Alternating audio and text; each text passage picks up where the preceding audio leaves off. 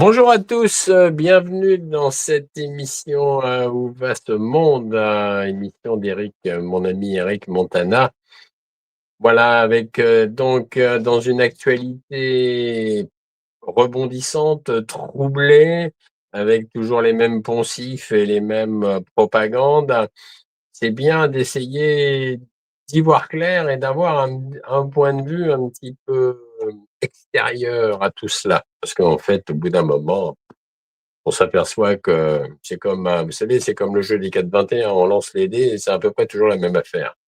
Bref, voilà, donc pour ce faire, j'ai invité un professionnel, un auto-entrepreneur dans le domaine de la santé, quelqu'un qui est aussi un analyste, politique et géopolitique, quelqu'un qui a vraiment des fines analyses, et j'ai le plaisir d'accueillir donc Manuel Sanchez. Bonjour Claude, Bonjour Manuel, bienvenue. merci à Eric, à toi et bonjour aux auditeurs.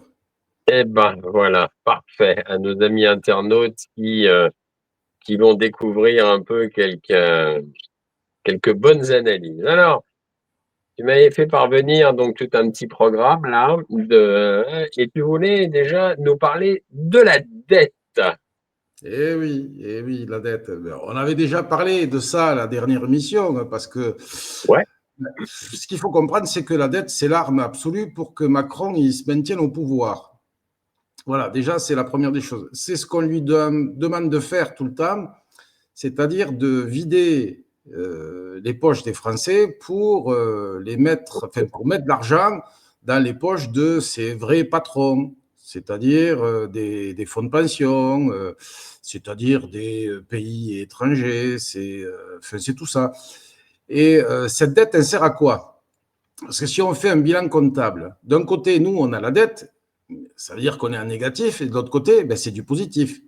C'est passé où cet argent? Dans les paradis fiscaux, bien sûr.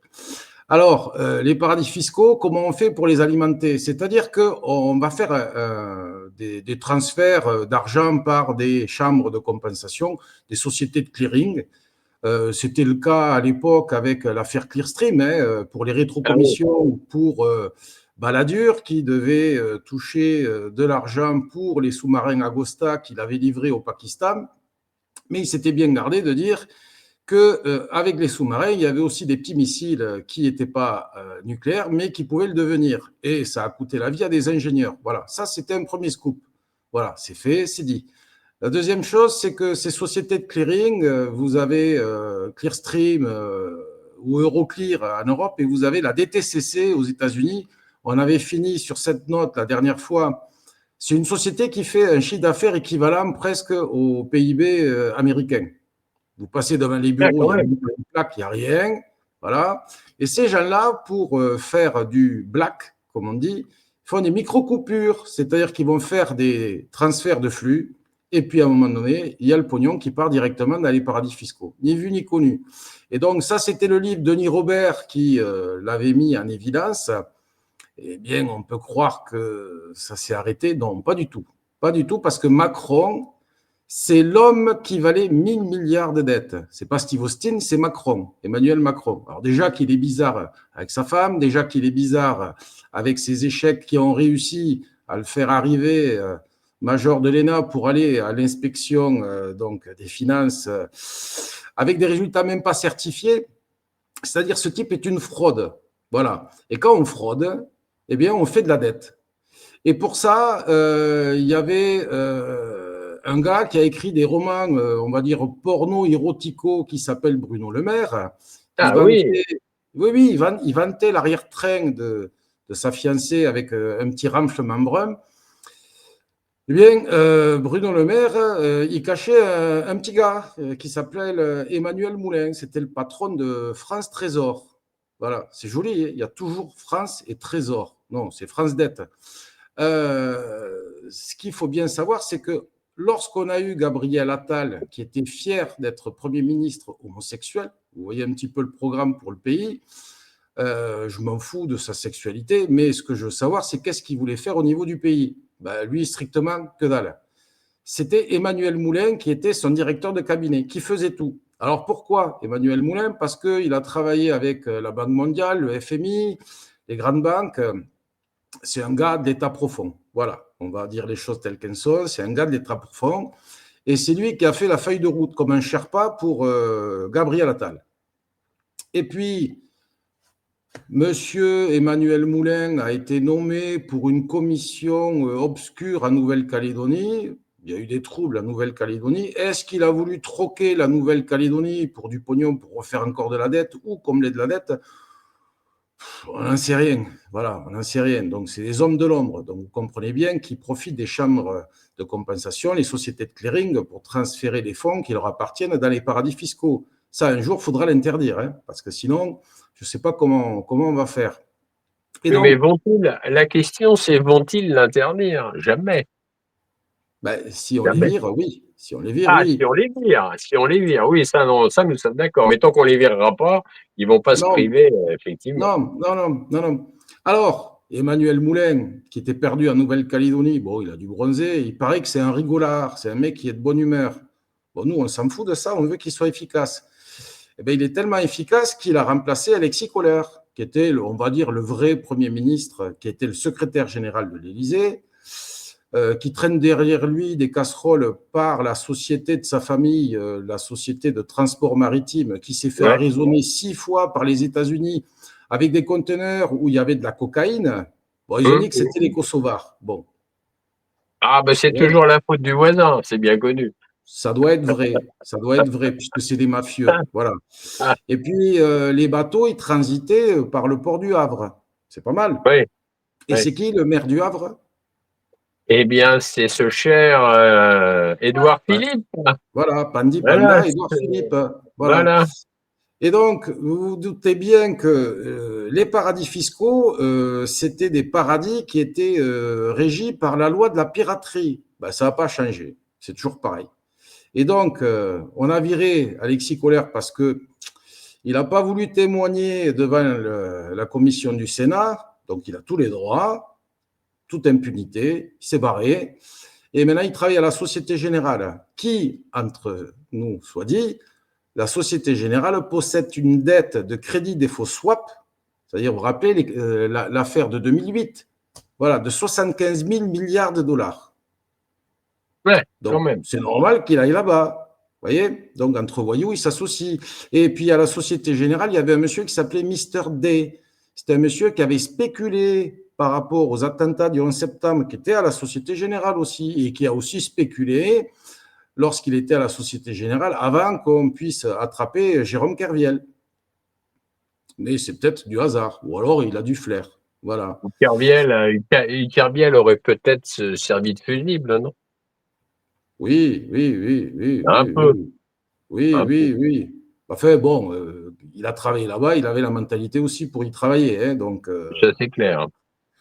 donc voilà, donc c'est schizophrène. Et donc, pour remplacer Alexis Kohler, qui c'est qu'on a mis? Emmanuel Moulin. Ah oui. Encore, secrétaire général de l'Élysée. Donc, c'est lui le vrai Premier ministre. Ne cherchez pas Bayrou, bah, lui, de toute façon, avec son gros bide et les casseroles de Bétarame, bon, on ne sait même pas qu'est-ce qu'il a foutu au commissariat au plan, c'est-à-dire qu'il a strictement rien foutu. Pour notre petit Le Cornu, avec un diplôme usurpé, le chouchou de Brigitte, et puis un grade dans la gendarmerie qu'il a fait en faisant un stage. Hein. Donc, si demain vous voulez rentrer et faire carrière dans la gendarmerie, vous faites comme lui, vous faites des stages. Ah Voilà. oui. Puis après, oui, oui, oui, oui. Et puis c'est très bien. Comme ça, on pourra être très efficace pour éradiquer les trafiquants de drogue. Pas Alexis Kohler, bien sûr. Voilà. Et Ah, ouais, ouais, c'est-à-dire qu'il faut taper là où il faut parce que ces jeunes-là, si vous voulez, ils auront du mal un jour à marcher tout seuls dans la rue sans avoir des emmerdes. Hein. Parce que autant Chirac, etc., c'était des millions qui piquaient. Eux, maintenant, c'est des milliards. ouais. Donc, Macron, il a mis Emmanuel Moulin parce que Emmanuel Moulin, en juin ou juillet 2023, s'est réuni avec ses homologues européens parce qu'il y avait l'impératif de flécher l'épargne des Européens. Et Bruno Le Maire, qui a dû voir un autre renflement brun, s'était exprimé, mon Dieu, 35 000 milliards. 35 000 milliards. C'est l'overdose. C'est comme une soirée chemsex avec des gens du gouvernement et M. Palmade. Donc, ce qu'il faut comprendre, c'est que on a à l'heure actuelle des gens qui sont des voyous, qui sont des trafiquants. Ces gens Oui. font de la dette. Cette dette va dans leur poche et dans celle qui les gouverne. Il faut comprendre qu'une dette, à l'heure actuelle en France, 63% de notre dette est détenue par des acteurs étrangers que France Travail, pas France Travail, France Trésor ne veut pas divulguer. Mm. Pourquoi? Il y a un problème. Mais Voilà. il y a pas, il y aurait BlackRock qui détiendrait un petit peu de la dette française et quelques pays aussi, l'Arabie Saoudite, me semble-t-il, et quelques. Ben, tous les gens qui sont en forme, hein, forcément, ils sont en forme puisqu'ils nous ont piqué le pognon. Ouais, Donc, c'est ça. si vous prenez le Qatar ou l'Arabie Saoudite, c'est des paradis fiscaux. Merci, Monsieur Sarkozy. Mm. Mm, Ne vous mm, mm. posez pas les questions. Qui c'est qui a financé son compte offshore? Voilà. La Libye, c'est pareil, avec Bolloré qui a participé. Tiens, en parlant de ça, je vous ai raconté une excellente quand même. Alors, je ne sais plus si c'est Le Point, l'Express, le Nouvel Obs. En 2018, Emmanuel Macron a reçu Bolloré à l'Élysée. Bolloré venait de racheter Lagardère. Et ce qu'il faut savoir, c'est que dans le droit européen, Lagardère aurait été vendue à Bolloré s'il y avait eu l'accord de la Commission européenne. Donc, Bolloré est allé voir Macron. Il lui a dit, voilà, l'amende, c'est de 10% sur le chiffre d'affaires de Vivendi. Et Macron, il lui a dit, bon, on va effacer l'ardoise et par contre, je vais te demander un service. On est en 2018, on est en plein gilet jaune, on est d'accord? Mm. Et il lui a dit, tu vas fusionner la droite avec l'extrême droite pour que je puisse être réélu en 2022. Pas mal Ah, ça. c'est bien Ah ça. oui, Ah, c'est bien ça. et voilà. Et Hulahup, Barbatruc, il y a eu Zemmour. Voilà.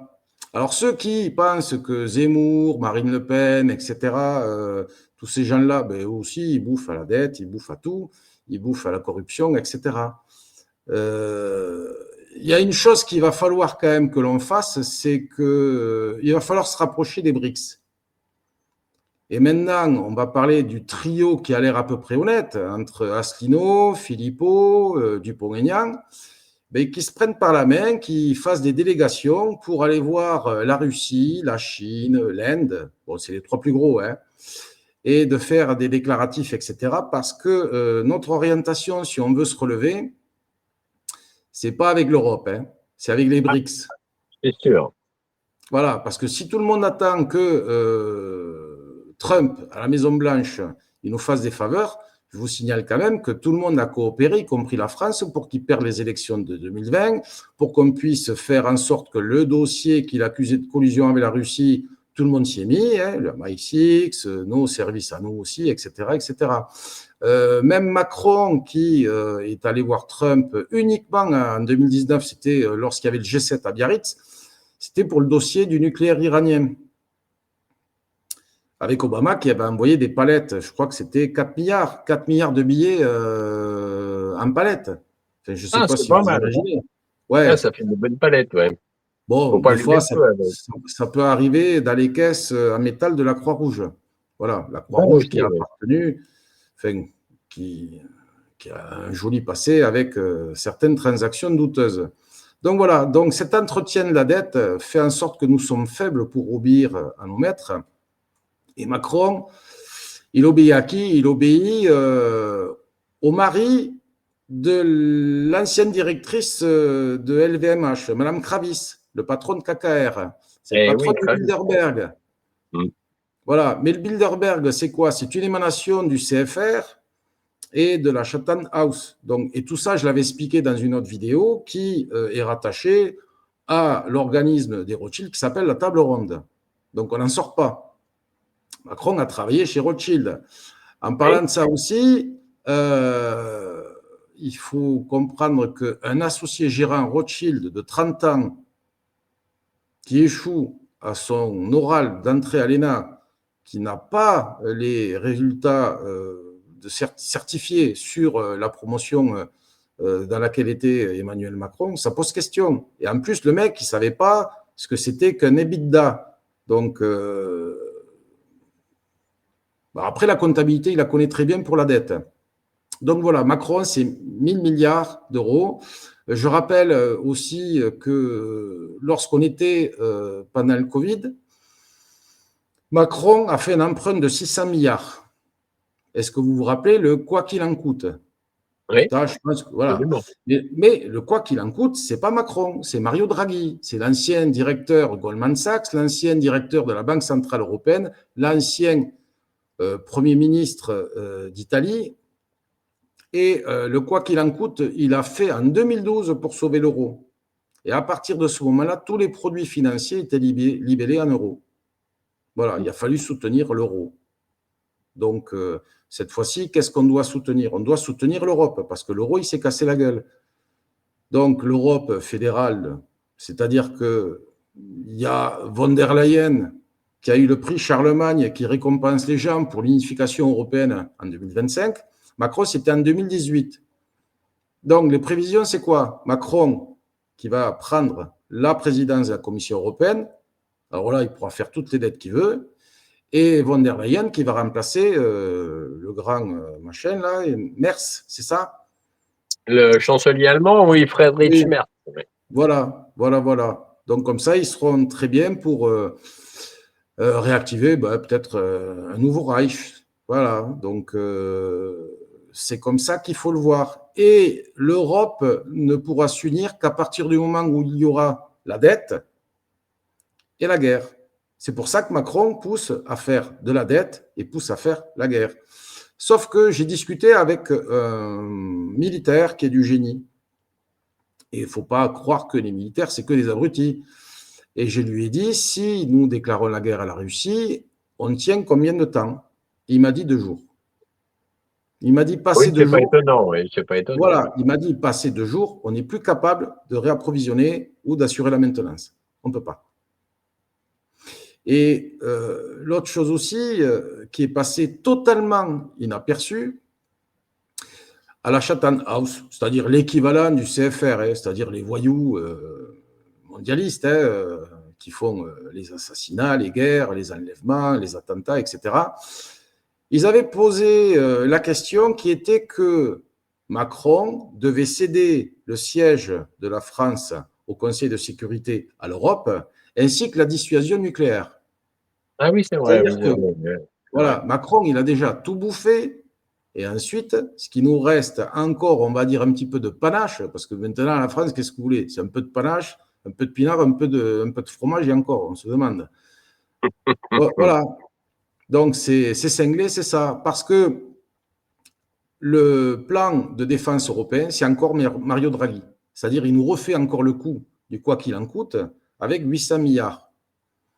Alors, qu'est-ce qui s'est passé par rapport à ça? Trump, il a dit, OK, vous voulez la guerre? Bon, ben c'est vous qui allez financer l'OTAN. 750 milliards. Donc, si on doit dégager 800 milliards plus 750, si je ne m'abuse, ça fait 1550 milliards. Mmh. On va les trouver où sur les 27? Bah, c'est clair, c'est la planche à billets, quoi. C'est magique. Oui, voilà, les Polonais, ils sont complètement abrutis parce qu'il y en a un, il a dit, on va faire la meilleure armée du monde et on gagnera la guerre tellement ils auront peur.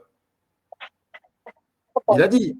Il a dit. Oui, il a dit, ouais, je sais, ouais, ils veulent faire une armée de 500 000 hommes, ouais, absolument, ouais. Voilà. Voilà, c'est-à-dire qu'eux, ils gagnent la guerre sans la faire. Donc, Ouais, bon, c'est c'est ça. des timbrés, ces gens. Ah, bah c'est polonais. Oh, pardon, excusez-moi. Non, j'ai rien contre les Polonais, mais c'est vrai qu'ils ont toujours, ils ont eu souvent tout faux au cours de l'histoire.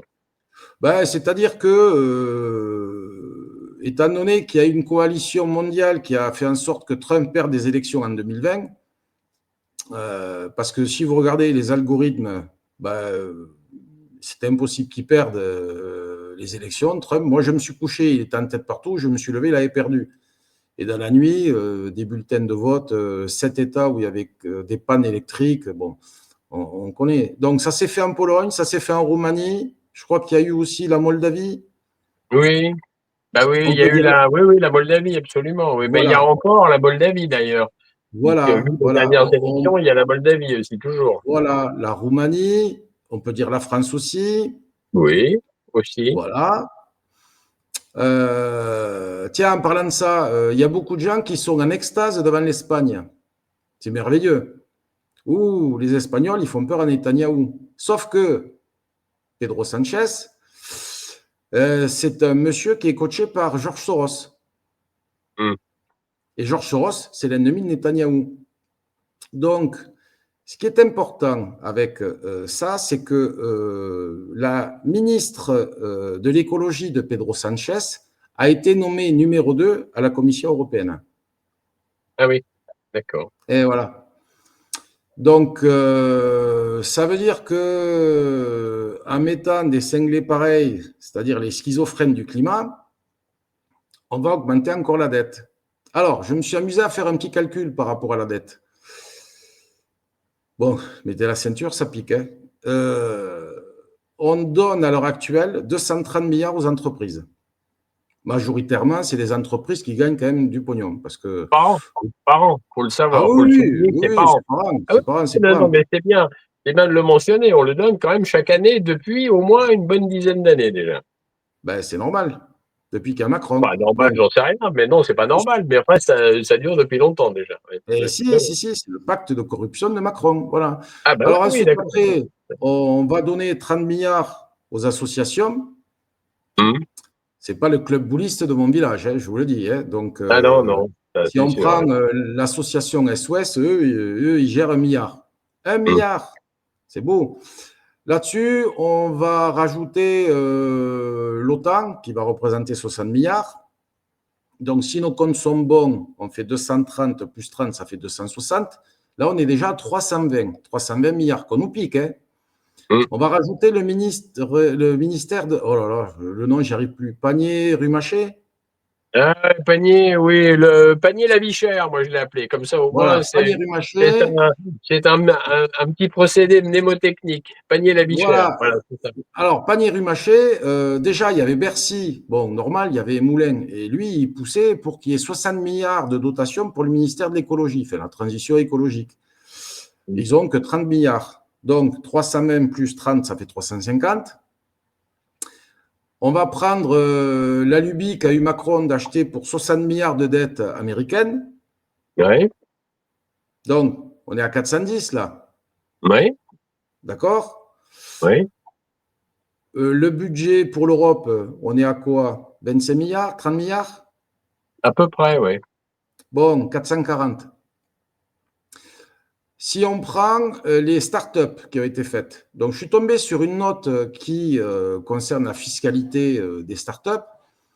Si un actionnaire de startup est étranger et que la startup est française, il paye zéro impôt. Ah oui, d'accord, ouais. C'est pas mal Ah, ça. C'est bien, ça. oui, et puis j'ai un ami qui est dans la région toulousaine. Il y avait une fondation de nom un peu vague. Ils ont touché des subventions, je crois que c'était de 1 ou 2 millions d'euros. Puis ils ont fermé, ils ont refait une autre fondation. Voilà. Donc, on va dire que ça va nous faire un petit 15 milliards. Donc, on était à, allez, on va arriver à 450 milliards. Vous prenez le coût des migrants, c'est 50 milliards. Bon, on est à 500 milliards. Et j'arrête le massacre. Mais si on veut faire une étude approfondie, je vais rajouter quelque chose que j'ai mis dans mes petites notes. Alors, que je vous lise ça. Alors, c'est Eurostat qui a publié ça. C'est ce qu'on appelle les garanties accordées par les administrations publiques. Donc, si vous voulez, c'est au hors bilan. Alors, quand on dit les garanties accordées, c'est-à-dire que c'est des dépenses qui sont garanties par l'État. En 2023, c'était 13% du PIB français. Donc, Ouais. 13% sur 3 000 et quelques milliards, voilà. Et donc, à cela, il faut rajouter ce qu'on appelle les passifs liés au partenariat public-privé. Ça, Claude, c'est pour ton bouquin. Voilà. Public-privé, qui ne sont pas inclus dans les dettes des administrations publiques. D'accord. Et Et qui se monte à combien? ben, j'arrive. Donc, les passifs des entités contrôlées par l'État et classés hors du champ des administrations publiques représenteraient 21% du PIB, presque un cinquième. Bon, ça commence à faire. Donc, quand je fais l'évaluation où on arrive sans trop, on va dire, sans trop peiner à 500 milliards, si vraiment on veut pousser, je pense allègrement, on peut arriver à 600 ou 700.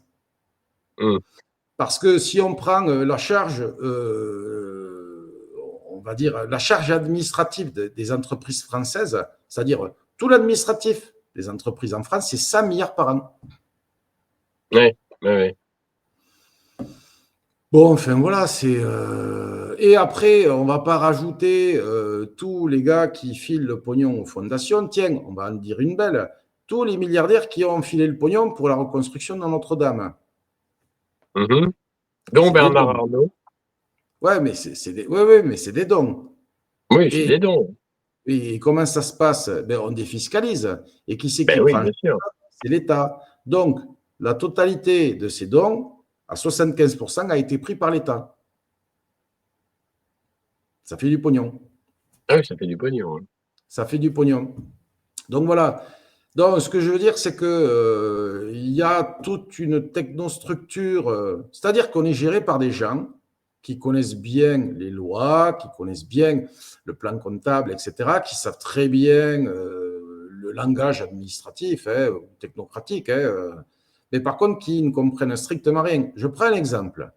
J'ai vu un professeur de médecine qui faisait une conférence et ce monsieur expliquait qu'il en avait marre que les mathématiques soient la règle numéro 1 pour les facultés de médecine. Et il disait qu'avant, dans son rôle de professeur d'anatomie, il faisait 100 heures de cours par an auprès des étudiants de médecine. Et de 100 heures, c'est passé à 8 heures par an. Ah, ça ne fait pas beaucoup, oui, Il ne effectivement. faut pas s'étonner, si vous voulez, que maintenant, on puisse avoir des gens qui ne sont pas des lumières. Alors, on va vous dire que c'est tout à fait normal parce qu'il faut passer par l'intelligence artificielle. Mais l'intelligence artificielle, c'est tous les gens qui se sont fait attraper pour la taxe piscine, qui avaient déclaré légalement leur piscine auprès de la mairie. Eh bien, Macron, en 2019, a fait passer une loi, et cette loi stipule que les fichiers de la mairie et des impôts, ce n'est pas les mêmes. Donc, comme ce n'est pas déclaré aux impôts, tout le monde va prendre une prune. Voilà. Et pour quelqu'un qui avait une piscine classique qui est du 5 sur 10 ou du 4 sur 8, etc., c'était entre 400 et 500 euros de rattrapage. Par an. Ben, non, depuis 2019. Ah, depuis, d'accord, ok, ouais. Depuis 2019, c'est du vol. Du vol.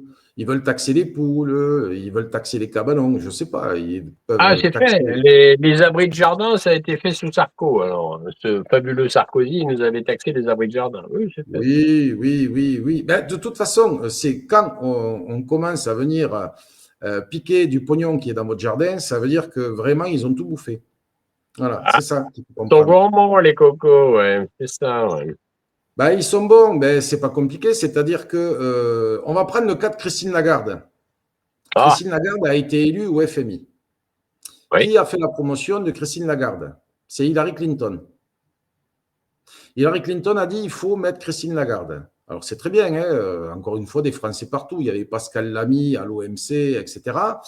Et Christine Lagarde a, comme par hasard, modifié le règlement du FMI par rapport à l'Ukraine, parce que l'Ukraine faisait défaut de paiement par rapport à la Russie.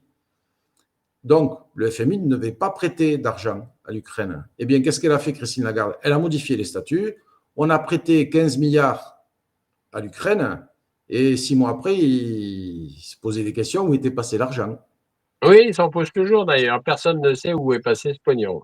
Voilà. Bah, Alors, il y avait une dans les partie poches qui... dans les poches très certainement de Zelensky et de sa cohorte de ministres Ah, mais corrompus. il n'y était pas encore. Il était pas Ah, il n'y encore. Non, était pas non, encore.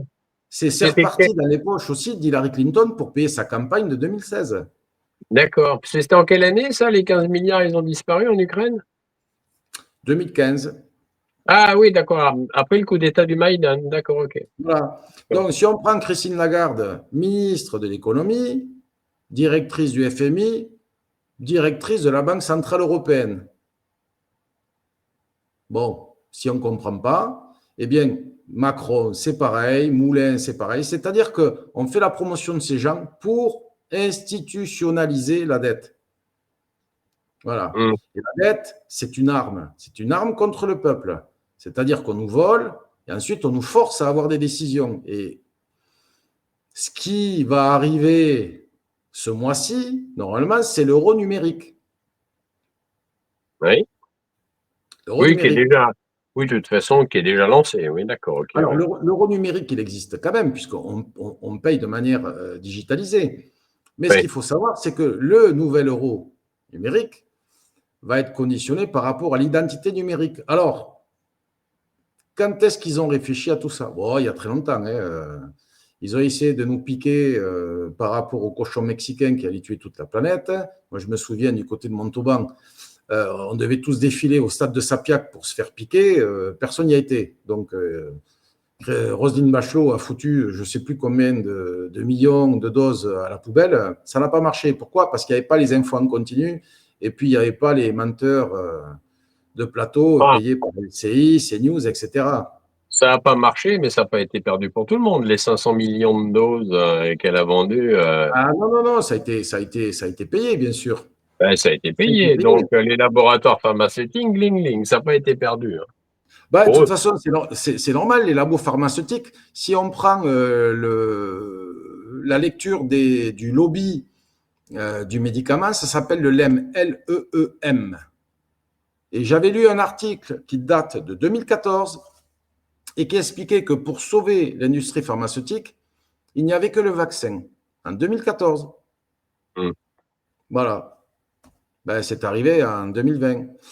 Et donc, 2020, on a eu le Covid. Et le Covid, qu'est-ce que ça veut dire? Si vous coupez le mot en deux, ça fait quoi?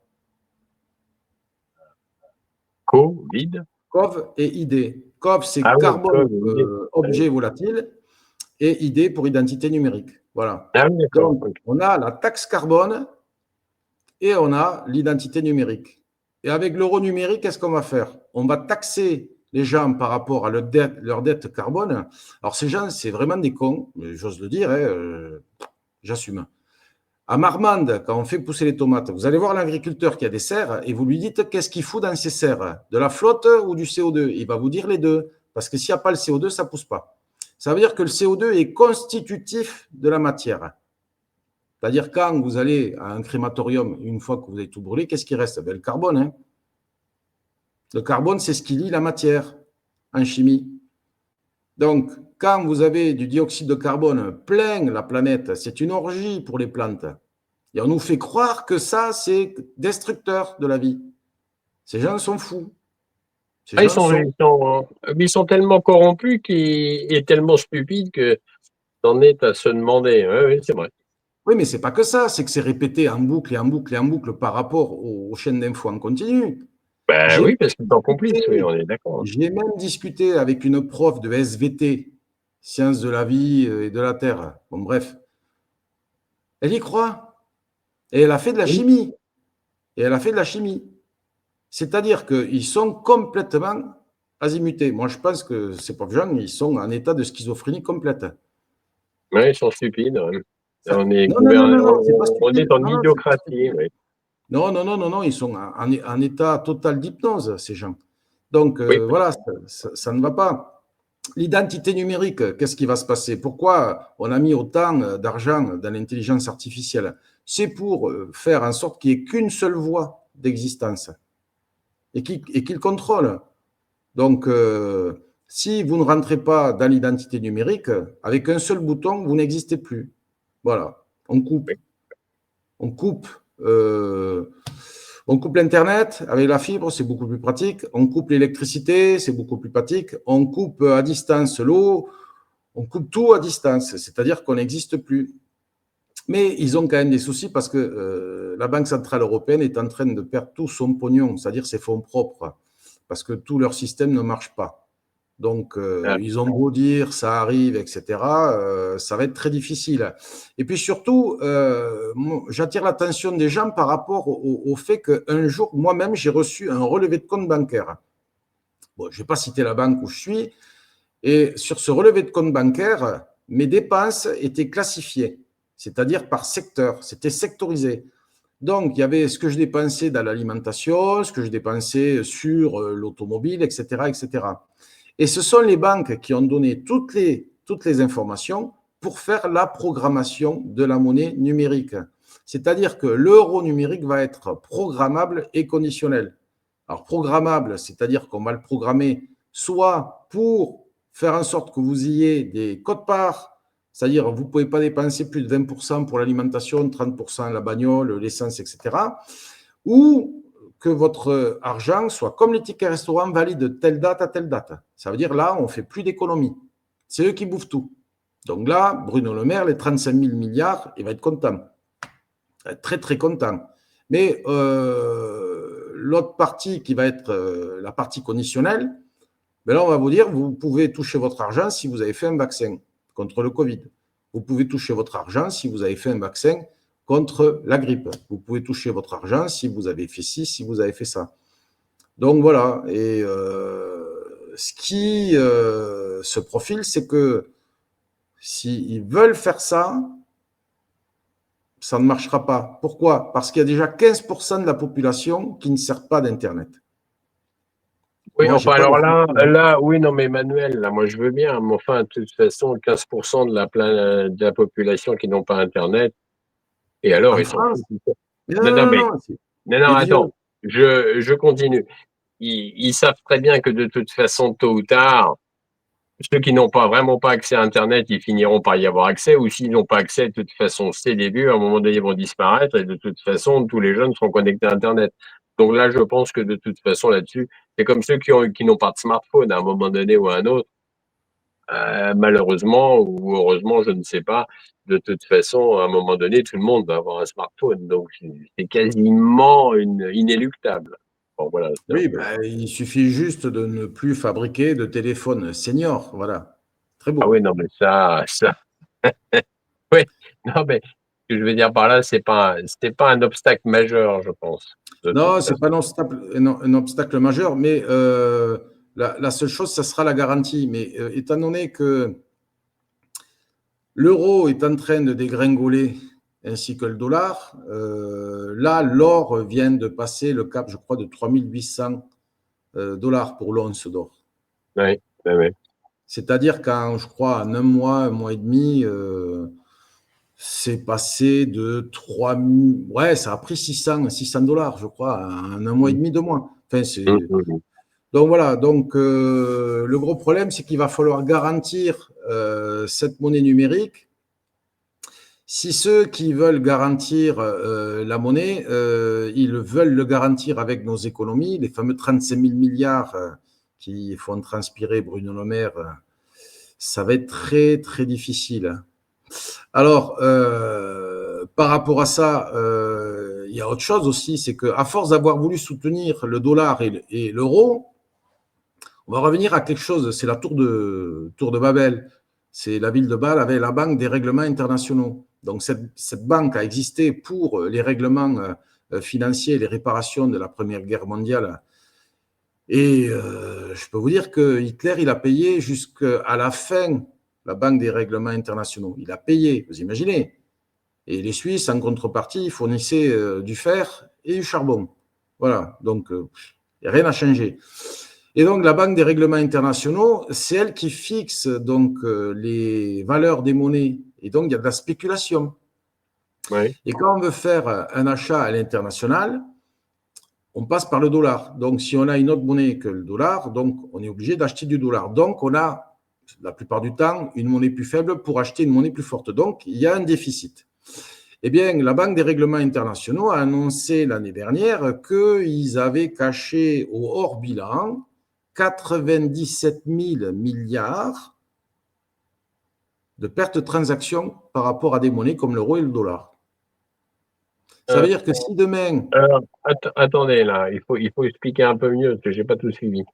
97 000 milliards? 97 000 milliards de dollars, Oui, non, mais concrètement, parce que là, j'avoue, là, mais je suis un peu c'est-à-dire que perdu. quelqu'un qui a une monnaie, j'en sais rien, on va prendre l'Égypte, je ne sais pas quelle est la monnaie de l'Égypte, ils veulent faire un règlement à l'international, ils sont obligés d'acheter du dollar.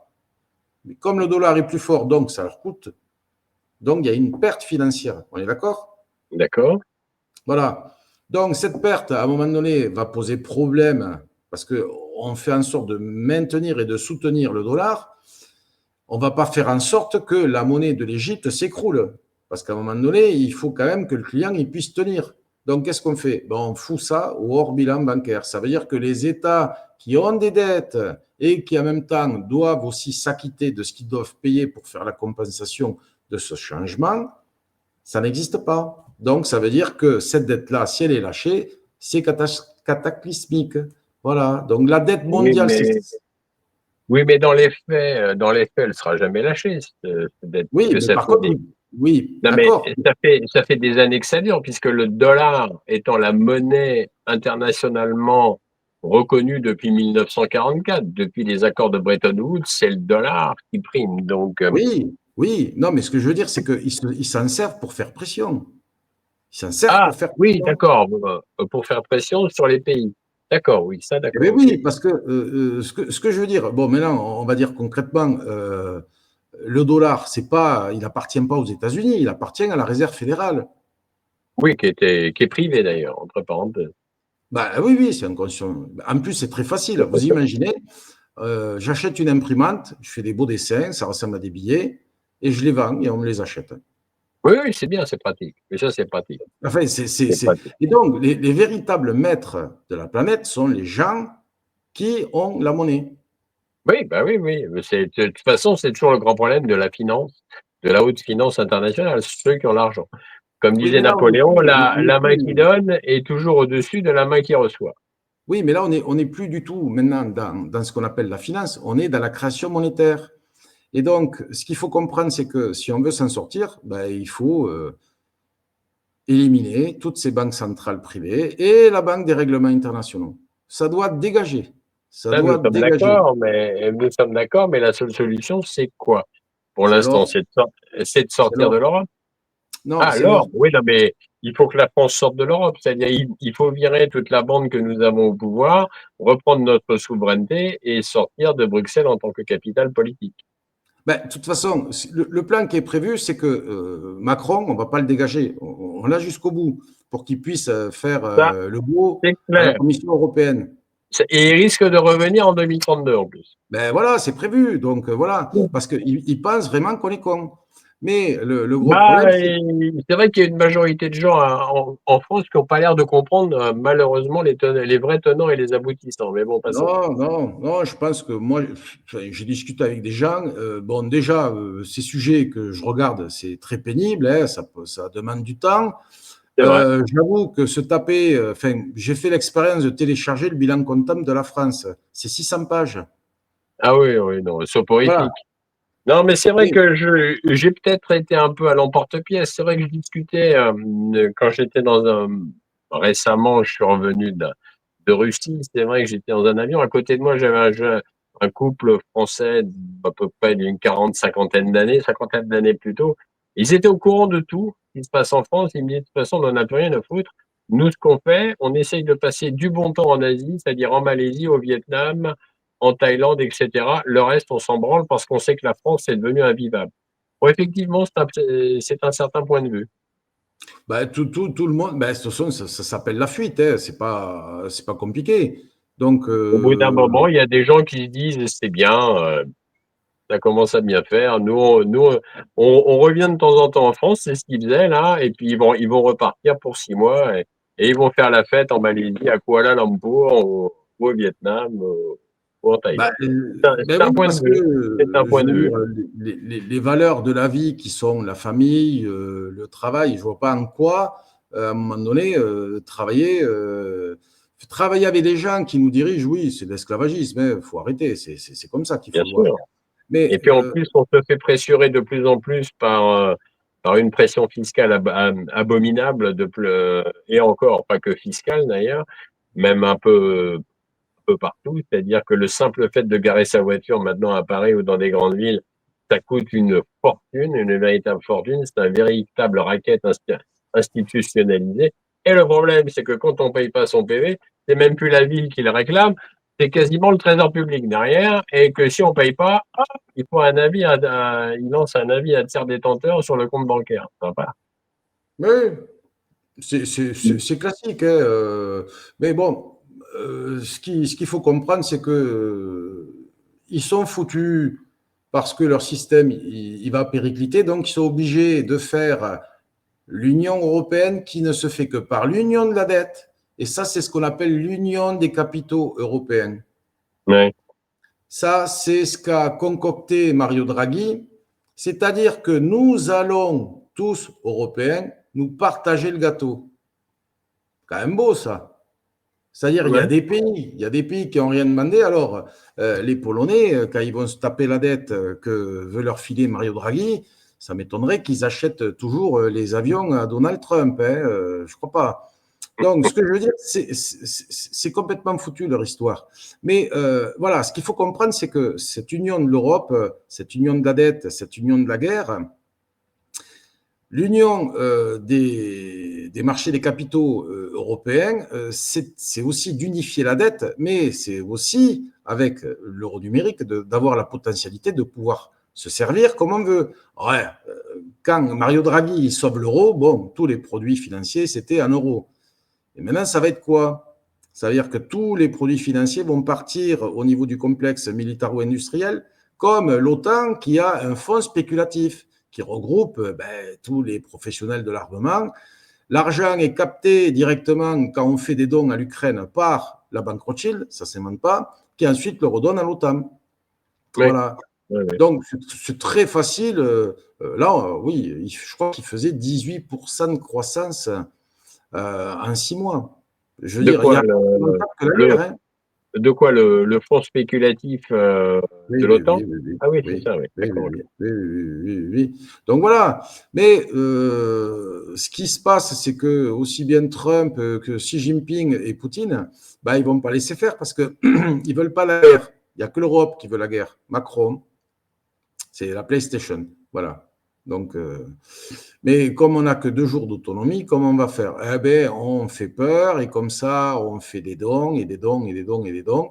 Et les autres se disent, bon, on verra une fois qu'on aura fini avec le mandat de Trump, parce que tant que Trump est là, il n'y aura pas la guerre. Ça les emmerde. Hein. Alors, Pas les la gens guerre vont... où, pas la guerre où en Europe ou Ah quoi? non, la Pas guerre la guerre. mondiale. La guerre mondiale, parce que de toute Ah façon, oui, d'accord, ok, oui. Trump il dit stop à l'OTAN, l'OTAN ne fera pas. L'OTAN ne fera pas. Donc, qu'on l'aime ou pas, Trump, grâce à lui, il n'y a pas la bombe atomique. Hein. Après, on dit oui, mais les autres pays, etc.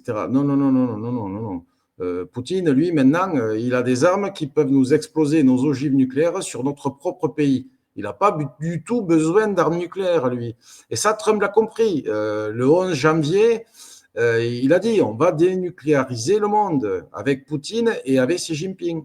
Mais de toute façon, Personne n'a la guerre, relevé ça. mais de toute façon, la guerre a changé de visage.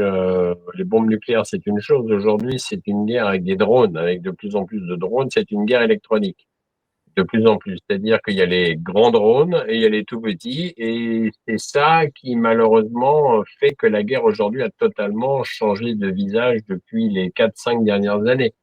Et aujourd'hui, c'est une véritable plaie. C'est-à-dire que, puis les missiles, en plus, hypersoniques. Donc aujourd'hui, de toute façon, ça a changé totalement de visage. Alors après, concernant la guerre mondiale, oui, bon, on n'est jamais à l'abri d'un cinglé qui pourrait appuyer sur un bouton, parce que Keir Starmer, comment il s'appelle, Friedrich Merz, Macron, Ursula von der Leyen sont des psychopathes. Donc, et j'assume ce que je suis en train de dire, mais donc avec des psychopathes, tout peut arriver. Mais ceci étant, bon, alors évidemment, au milieu, nous avons Trump et Poutine qui essayent tant bien que mal de faire en sorte que cette guerre insensée en Ukraine s'arrête, parce qu'il y a fait quand même 1,2 million morts quand même hein, Plus, aujourd'hui. Hein, plus, c'est plus pas. que ça, 1,7 million. Pardon? 1,7 million, c'est des hackers Ah, qui ont d'accord. piraté Moi, les services j'en étais à électroniques. 1,2 million entre civils et militaires, Bon, qui est c'est déjà pas énorme. Hein. mal, mais 1,7 million, c'est encore pire. Non, mais Donc c'est énorme. voilà. Non, mais ce qu'il faut savoir, c'est que de toute façon, Ils peuvent faire la guerre, mais il faut qu'ils construisent leur projet européen et leur projet mondialiste. Donc, Ouais. ça veut dire qu'ils ne peuvent pas mettre l'argent partout. Donc, moi, ce que j'ai compris au niveau de l'analyse qui se passe entre Trump et Poutine, c'est que l'Europe va être détruite comme ils ont fait avec l'URSS. Ah, mais Ils ça, c'est poussent, sûr. Ça, c'est ils poussent indéniablement, oui, ça, l'Europe c'est clair. à faire un réarmement. Et cette espèce d'idiot de Mario Draghi, de toute façon, ces gens sont stupides, ils croient qu'ils sont supérieurs au reste. Non, c'est foutu. C'est foutu. La seule chose qui peut se passer, c'est que foutu pour foutu, ils puissent faire un grand coup pour amener le chaos et de dire voilà, eh bien, vous avez voulu le chaos, vous l'avez. Voilà, ça peut arriver. Alors, les bonnes nouvelles, c'est quoi? Les bonnes nouvelles, c'est passé totalement inaperçu. C'était au mois de juin ou juillet de cette année. Le gouverneur de la Banque centrale iranienne s'est rendu à l'organisme de coopération de Shanghai pour valider la monnaie numérique iranienne, le réal numérique. C'est-à-dire que l'Iran, qui était sous embargo, on en avait parlé la dernière fois au cours de l'émission, ils en ont marre de cet embargo et surtout, ils veulent commercer, ils veulent faire de l'argent. Eh bien, à partir de ce moment-là, ils ont la possibilité, avec leur monnaie numérique, de pouvoir se passer de tous les canaux comme SWIFT, Visa, etc., et des banques centrales. C'est-à-dire que les autres pays des BRICS vont accepter le réal numérique.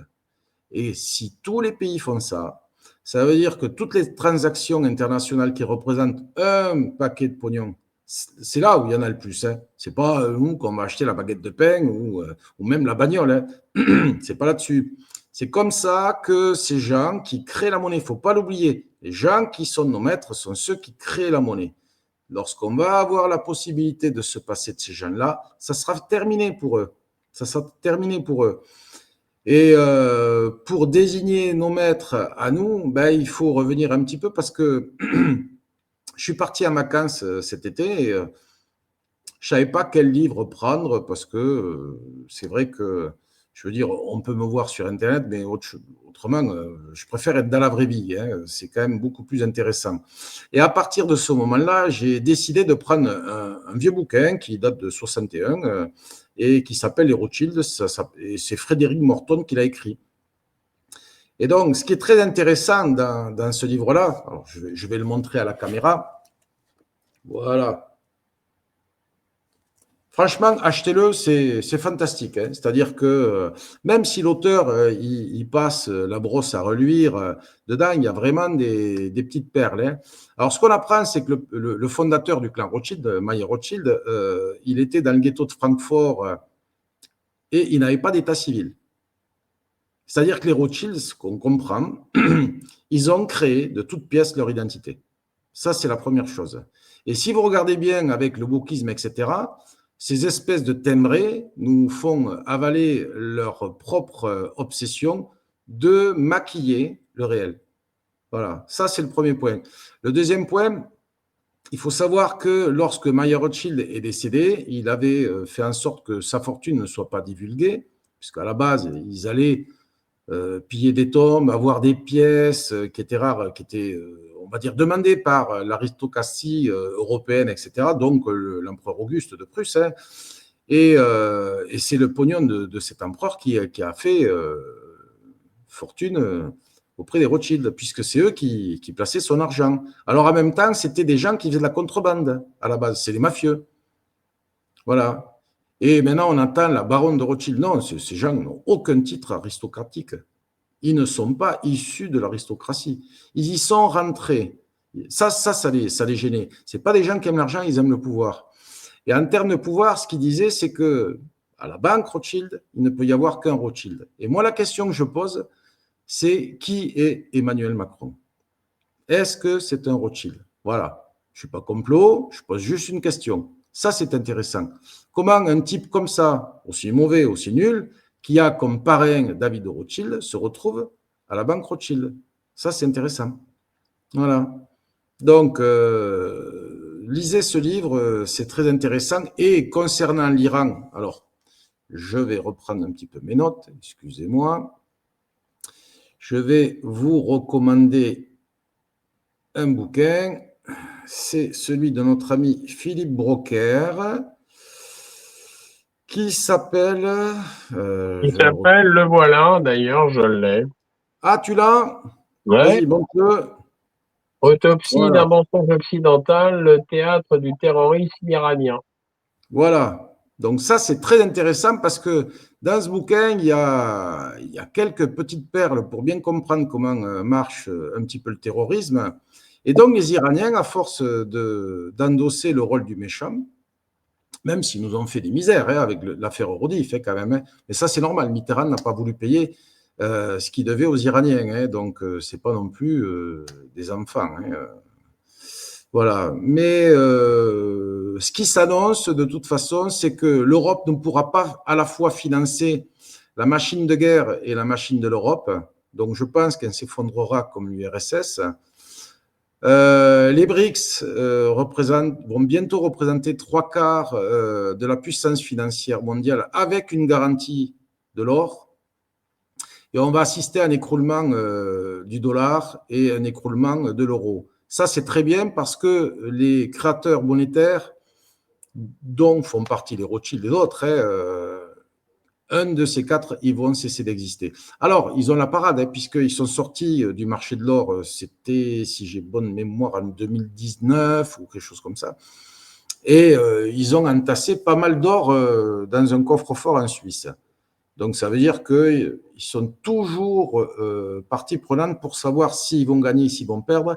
Et même s'ils perdent, ils veulent toujours tirer un avantage. C'est-à-dire que les pays qui ne pourront pas garantir ou financer, eh bien, eux serviront de garantie. Vous voyez, c'est comme ça qu'il faut le voir. Ouais, Donc, ouais. je pense qu'il y a de très belles choses à faire. Alors, comment on peut faire pour les emmerder un petit peu? Parce que ça aussi, c'est quand même intéressant. Tous les gens qui structurent la dette et qui nous martèlent d'impôts, machin, etc., vous les boycottez. Vous prenez tous les milliardaires qui nous font chier et tout ce qu'ils vendent, vous ne l'achetez pas. C'est fini. Je ne vois pas pourquoi je participerai à financer mon propre bourreau. C'est hors de Oui, question, ça. enfin, à ceci près que ça va être un peu compliqué parce que, comme ils possèdent quasiment tout en France, Ben, y compris dans l'alimentaire, ça va devenir de plus en plus compliqué. Mais bon, eh bien, il va falloir changer un petit peu de méthode, il va falloir changer et se bouger et surtout arrêter de passer du temps devant la télé, devant les réseaux sociaux, devant l'Internet. Agissez dans la vraie vie. Agissez dans la vraie vie. Allez voir si votre voisin il a besoin. Occupez-vous de vos parents, des grands-parents, etc. Très sincèrement, je vous promets, l'isolement de société, lorsqu'on l'aura rompu, on pourra unir ce pays. Et sans ça, on ne pourra rien faire. Voilà. Donc, voilà un parfait. petit peu cette revue de presse que je voulais faire. Si, une dernière chose aussi que je voulais dire, il est temps aussi que les gens qui sont dans les réseaux de réinformation, qu'ils puissent penser qu'il y a des difficultés par rapport aux gens qui vont les financer, mais il faudrait qu'ils pensent aussi que on ne doit pas récupérer les défauts des médias dominants. Je vois de plus en plus des profils de gens qui sont financés par des auditeurs. Moi, je peux vous dire, je ne tire aucun profit de ce que je raconte. Hein. Ça, je m'en fous complet. Moi, c'est dans la vraie vie que je vis. Hein. Et faut faire attention parce que lorsqu'on prône la liberté d'expression, on le prône réellement. On doit accepter les gens qui ne sont pas de notre avis. On doit accepter les gens qui ont une autre opinion, même si on se trompe. Le bon Dieu nous laisse le libre arbitre. Nous devons le laisser aussi aux autres. Ça, c'est très important. Et à partir du moment où on va commencer à faire le chemin et laisser les autres faire leur chemin, on arrivera tous au même endroit. Ça demande beaucoup de travail. Mais évidemment, si on est trop devant la télé et trop devant les réseaux sociaux, je m'aperçois qu'il y a beaucoup de gens qui veulent faire de la réinformation de bonne foi, hein, mais qui ont derrière une idéologie, une opinion. Non, quand on fait la réinformation, on prend des faits, et rien que des faits. Et c'est comme ça qu'il faut faire. Et bien curieux de savoir qui sait ce que Poutine a dans la tête, Xi Jinping, Trump, etc. Moi, j'écoute beaucoup d'analyses de gens qui croient que non. Moi, je regarde juste ce qui est fait, j'extrapole un petit peu pour savoir vers quoi on va aller. Mais la certitude, c'est quoi? C'est que l'or, Ça sera notre planche de salut. Et tous les gens qui ont des produits qui vont être rémunérés en euros, c'est-à-dire tous vos produits d'épargne, ben vous les virez et vous achetez de l'or. Pas de l'argent, de l'or, mais de l'or physique. De l'or physique. Voilà. Donc, si vous faites ça, vous préserverez donc vos finances. Moi, je l'ai fait en 2017, quand Macron a été élu. Et on m'a dit que j'étais fou. Ben, la preuve que non. La preuve que non, hein. Donc, gardons notre raison, agissons dans la vraie vie, créer des associations, faites de l'entraide. Ça, c'est beaucoup plus important que de blablater devant une caméra, etc. Hein. C'est bien, il faut le faire, hein, mais c'est dans la vraie vie que ça paye. Hein. C'est pas dans le virtuel. Le virtuel, ça s'efface. Voilà. C'était le mot de la fin, mon petit Claude. Eh bien, merci Manuel. Merci mon grand Manuel, hein, mon petit Claude, mon grand Ben, c'est Manuel. normal parce que ça faisait un an que j'étais pas venu, donc j'avais des choses à dire. C'est parfait. Écoute, c'est absolument parfait. Bon, en tout cas, un énorme merci d'être venu, d'avoir accepté notre invitation. Amis internautes, un grand merci de nous avoir suivis. Alors, toujours pareil, hein, n'hésitez pas à partager cette émission, à l'envoyer un peu partout, bien évidemment, parce que à partir du moment où les vraies informations circulent, ben, c'est toujours mieux que de ne pas en avoir. Voilà, pour ma part, je vous retrouve vendredi soir dans mon émission Libre Parole, aussi avec un invité en la personne de Pierre Jovanovic pour son livre 2008. Ouais, ça va être très intéressant aussi. Très, Manuel, très merci bon. beaucoup. Amis internautes, merci. À bientôt. À bientôt. Au revoir.